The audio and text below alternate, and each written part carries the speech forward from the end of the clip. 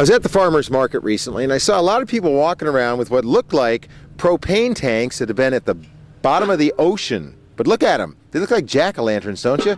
So I cruised on up the way, and that's where I met Jason, who has been making these things for not too very long. How long is that? Started in July and have made 44 since July. Awful time consuming and working days, so I only have the evenings. Yeah, and you know what? He's doing it for a good reason. See his son Zepp over there? The kid obviously is very agile and, judging by the hat, ready for winter.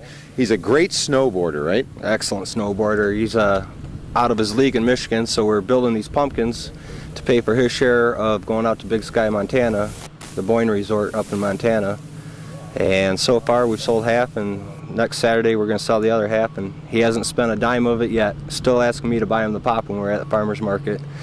Excellent. Well, let's take you through the process, because you might think on the face of it, only a crazy man would ever try to cut holes in something that once held gas. So the advice to folks at home is A, do not try this at home, because you're going to blow yourself up. You buy these tanks with the tops off them already. Correct. The valves must be removed, and that's a professional thing that's done by a machine, a hydraulic machine that doesn't make any sparks or static electricity. Okay, got that out of the way. Now let's talk about the process. You throw the tanks in the fire. What's that for? The tanks are coated with multiple layers of paint. The easiest way that we found to get the paint off is just build a large bonfire in the backyard, throw all the empty tanks in there, and let the paint burn off. The next morning we pull them out. Then we go to the laying out of the face, which we've been able to speed up by cutting out pieces of paper, starting with like 8 sets of eyes, 8 sets of mouths, and then we can switch eyes and mouths, and everyone's still unique, but we're not freehanding every one, which was so time consuming trying to get the eyeballs lined up and the mouths centered and such. Very cool. And then you go at it with the plasma torch, which has pretty much the brightness of the sun, so you have to wear some good eye protection there. The glasses we use is the same glasses that you'll use to look at the solar eclipse. The plasma cutters will run at 20,000 degrees, which is why they're called plasma cutters. Plasma is the fourth state of matter, which is the sun. Excellent. Then you take the little bottle with some salt water that you've created in your garage over a burner powered by a propane torch. And then that rusts it beautifully. And how many different designs do you have? Because these are very cool. Year after year you can have a nice jack-o'-lantern that'll never get broken by the neighborhood kids. No, not at all. They may get stolen. I imagine they're a hot commodity.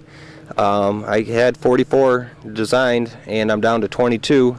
What do they run? $30 a piece.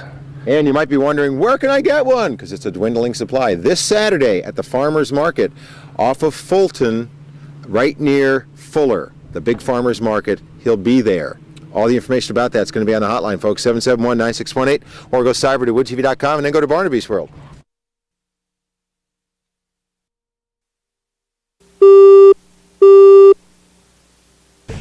Under usual circumstances, it's pretty safe to do a little pitch and catch with a pumpkin, especially a pygmy pumpkin like this. Catch it, Jared.